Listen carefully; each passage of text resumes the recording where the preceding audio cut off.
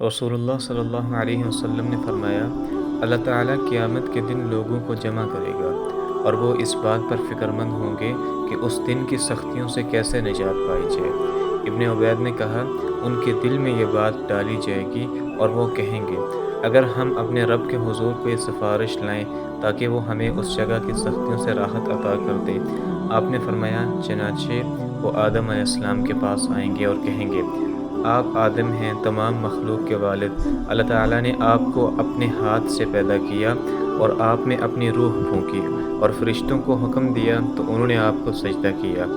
आप हमारे लिए अपने रब के हुजूर सिफारिश फरमाएं कि वो हमें इस अज़ियतनाक जगह से राहत दे।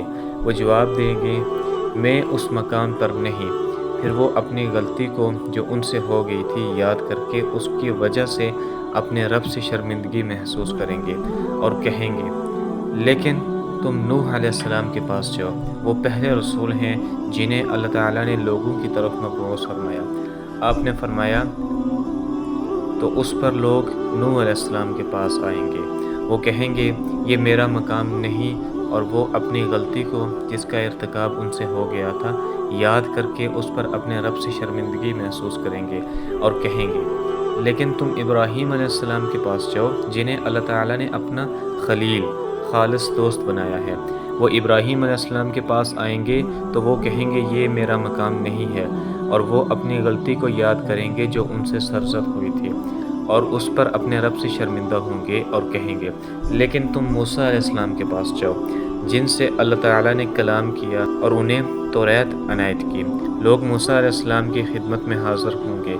वो भी कहेंगे कि मैं उस मकाम पर नहीं, और अपनी गलती को जो उनसे हो गई थी याद करके उस पर अपने रब से शर्मिंदगी महसूस करेंगे और कहेंगे, लेकिन तुम रूहुल्लाह और उसके कलमे ईसा अलैहिस्सलाम के पास जाओ। लोग रूहुल्लाह और उसके कलमे ईसा अलैहिस्सलाम के पास आएंगे।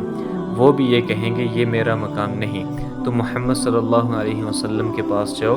वो ऐसे बरगज़ीदा अब्द बंदे हैं जिसके अगले पिछले गुनाह अगर होते तो भी माफ़ किए जा चुके। हज़रत अनस रज़ियल्लाहु अन्हु ने कहा, रसूलुल्लाह सल्लल्लाहु अलैहि वसल्लम ने फरमाया, फिर वो मेरे पास आएंगे, मैं अपने रब के पास हाज़िरी की इजाज़त चाहूँगा तो मुझे इजाज़त दी जाएगी। उसे देखते ही मैं सजदे में गिर जाऊँगा, तो जब तक अल्लाह चाहेगा मुझे उस हालत में रहने देगा। फिर कहा जाएगा, ए मोहम्मद अपना सर उठाइए, कहिए आपकी बात सुनी जाएगी, मांगिए आपको दिया जाएगा, सिफारिश कीजिए आपकी सिफारिश कबूल की जाएगी। मैं अपना सर उठाऊंगा और अपने रब ताला की ऐसे हम्द व सताइश बयान करूंगा जो मेरा रब अज़्ज़ व जल खुद मुझे सिखाएगा। फिर मैं सिफारिश करूंगा, वो मेरे लिए एक हद मुकर्रर कर देगा। मैं उसके मुताबिक लोगों को आग से निकाल कर जन्नत में दाखिल करूंगा। फिर वो वापस आकर सजदे में गिर जाऊंगा। अल्लाह ताला जब तक चाहेगा मुझे उसी हालत में रहने देगा।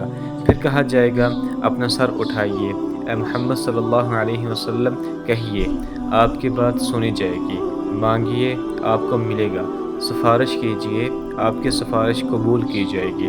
मैं अपना सर उठाऊंगा और अपने रब की वो हम्द करूंगा जो मेरा रब मुझे सिखाएगा।